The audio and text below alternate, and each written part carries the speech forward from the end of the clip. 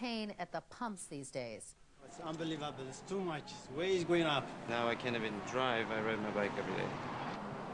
Just yesterday, there was a 14-cent spike in gas prices in Montreal, with the average price for regular coming in at about $1.44 a litre. It's not just Montreal. On average, Canadians are paying more than $1.25 per litre for gas. In a few minutes, we'll take a look at some ways to save on gas. But first, to get a better understanding of why prices are going up in many parts of this country, I'm joined by Roger McKnight. He's a senior petroleum analyst with Enpro International. Thank you for coming in to talk about this. I think one of the surprising things, well, we all hate gas prices going up, but that in, Vancouver was $1.44 a week ago, 14-cent spike in Montreal. Edmonton was still at $1.10 when this is right. How come the geographical differences? Well, let's look at Vancouver. Vancouver, a key supplier for Vancouver is Seattle, is Washington. And a refinery in Washington caught fire on February the 17th. That's 225,000 barrels a day out of production. That refinery also supplies a lot of Northern California, but it's especially important to the Vancouver market.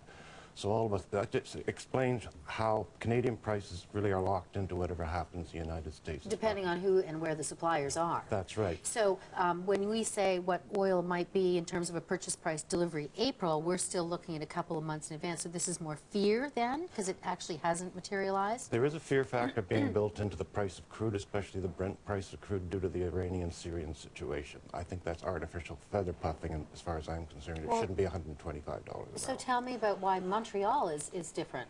Well, Montreal follows what happens in the United States. The Montreal market is determined by the wholesale price in Albany, New York. Okay.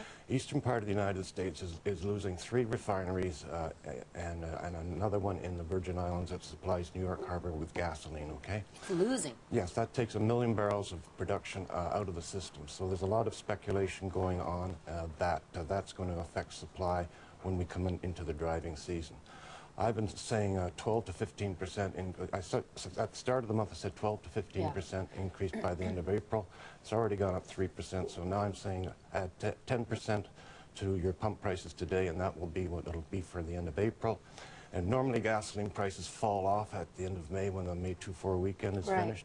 I can't see that happening this year. I think it's going to stay right through the middle of July. So you would forecast then $1.44, 45, 46, 47 is around to stay? But $1.43 right now is my call for the Toronto market anyway. So why are Edmontonians so lucky? If you can call it fortunate at $1.10 or 12. Well, they're lucky in that they have the lowest tax structure for gasoline in the entire country. It pretty well takes the answer right there. So when you look at Brent crude, which is where you are going to base your price on in terms of the price of crude, when we're looking at the price going down over the past couple of weeks, if it goes down, why aren't we seeing it out the other end? That's a good question. The U.S. imports 1 million barrels of gasoline from Europe. Okay, this is another factor, by the way. And the Petroplus is the largest independent refiner in Europe, and they're shutting down 4 refineries because of financial problems, because they couldn't afford the crude, which is Brent crude, as the input stock. And the other thing is that the U.S. not only imports 1 million barrels a day of gasoline into New York Harbor, but then they export 3 million barrels a day out of the Gulf to Brazil and Mexico. But you would think 1 cent here, then another cent, but 14 cents overnight. Yeah, well, that's the Montreal market's very moody. They've only really have 2 suppliers, 2 dominant suppliers in Montreal, and they take turns what we call restoring the market, which is jacking it up. Okay, we need some good news now. I think I'm going to send it over to Marcy. Roger, thank you so much. You're very welcome. Thanks, Bev. Well,